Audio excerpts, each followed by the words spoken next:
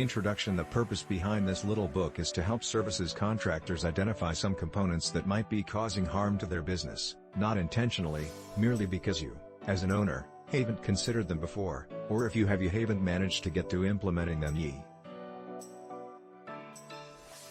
By services contractors I am meaning those involved as HVAC/mechanical contractors, electrical contractors, which includes specialist components thereof such as communications, fire alarms, security systems, etc. Plumbing/hydraulics, including gas contractors, drainage contractors, fire protection contractors, both active and passive. Generally, this information is aimed at small to medium-sized businesses that have a yearly revenue of up to $15,000 USD.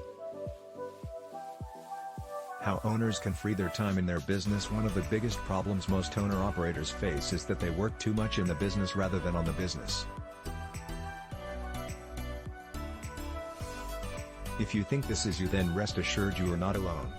There are many reasons why this happens. Generally it's a factor of habit.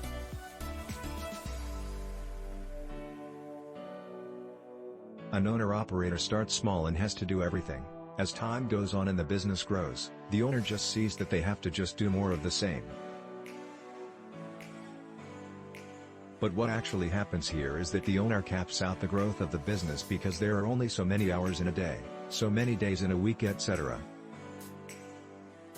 Efficiency becomes second place to the need to hold on to everything because that's what an owner gets used to.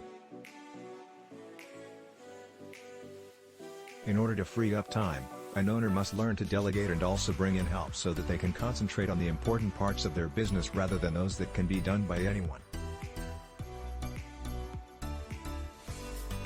Examples of delegating or outsourcing could include: 1. Using a specialist freelance estimator to quote jobs. 2.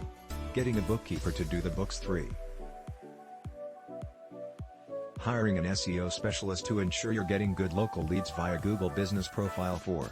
Utilizing technology to automate tasks. 5. Promoting or hiring staff to take simple time-consuming tasks away from you. You will start to see the picture here, and there may be many more depending on how your business is set up. The main objective is to reduce the amount of time you don't have to do work on low-paid tasks, and transfer You become the creator of your own future when you give yourself the time to step back and work on your business and let others take care of the ticking parts that make it all work.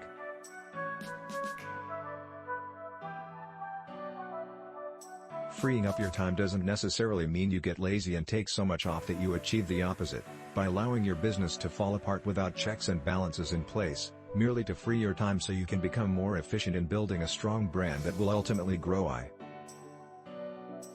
Exercise 1. Write down a list of everything that you do daily, weekly, monthly, yearly in your business and then rate it in a separate column as to whether you totally need to do it or whether you could take some time to train someone else to do it or pay someone else to do it. Objections: some of you at this point might be saying that's all well and good, but I don't have the funds to pay someone to do some of the tasks for me. Here is my answer to this: if this is the case, your business isn't performing very well.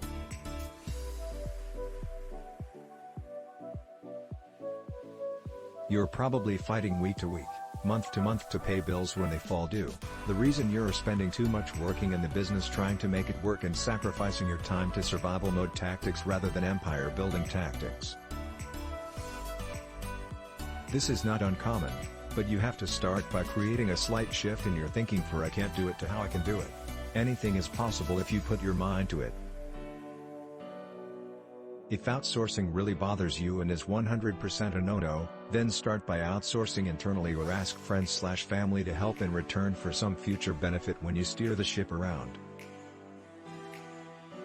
Think about as many ways you can to make it work so you can get out of the cycle of desperation and step into being a powerhouse CEO of your own future. I guarantee you, if you think hard enough, you will look back on the day and laugh about your objection.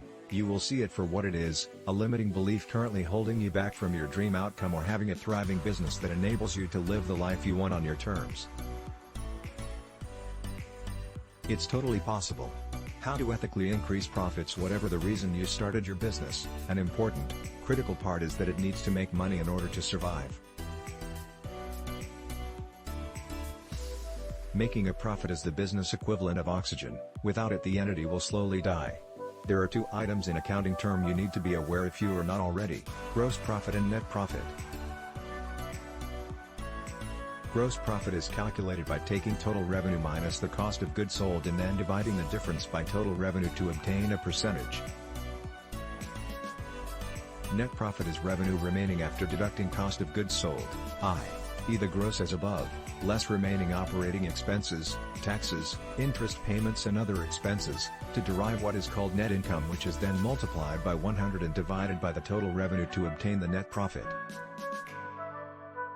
Now if that sounds all too complicated, then let your bookkeeper or accountant worry about it. All you need to know is that the net profit needs to be positive, and the higher it is the better. So how do we achieve a higher percentage?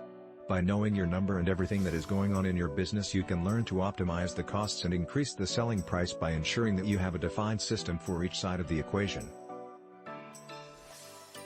Optimizing costs requires tenacity and educating the workforce, maybe even incentivizing them not to waste unnecessarily. It could also mean getting into some negotiations with suppliers, expanding your supplier network to facilitate competition and the like. It doesn't necessarily mean buying more units that you won't use immediately, then you possibly run into other costs like storage. That means optimization is not achieved. Increasing costs needs to be handled with care, especially if you operate in a competitive location where commodity pricing prevails. But as a strategy, it can be done by utilizing amended messaging that your competitors are not. An example of this is maybe not all service contractors offer a 24-hour call out. You could offer a 1-hour response time, for example, subject to terms so you don't get caught out, for a premium simply because you're the only one in your area that does.